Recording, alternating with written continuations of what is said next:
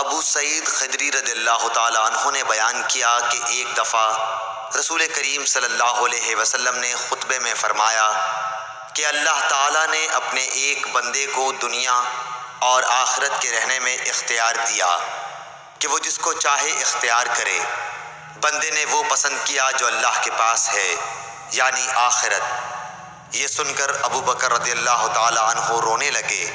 میں نے اپنے دل میں کہا کہ اگر خدا نے اپنے کسی بندے کو دنیا اور آخرت میں سے کسی کو اختیار کرنے کو کہا اور اس بندے نے آخرت پسند کر لی تو اس میں ان بزرگ کے رونے کی کیا وجہ ہے؟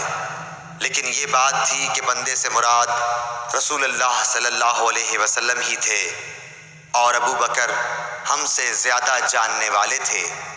حضور صلی اللہ علیہ وسلم نے ان سے فرمایا، ابو بکر آپ روئیے مت، اپنی صحبت اور اپنی دولت کے ذریعے تمام لوگوں سے زیادہ مجھ پر احسان کرنے والے آپ ہی ہیں، اور اگر میں کسی کو خلیل بناتا تو ابو بکر کو بناتا، لیکن جانی دوستی تو اللہ کے سوا کسی سے نہیں ہو سکتی، اس کے بدلے میں اسلام کی برادری اور دوستی کافی ہے۔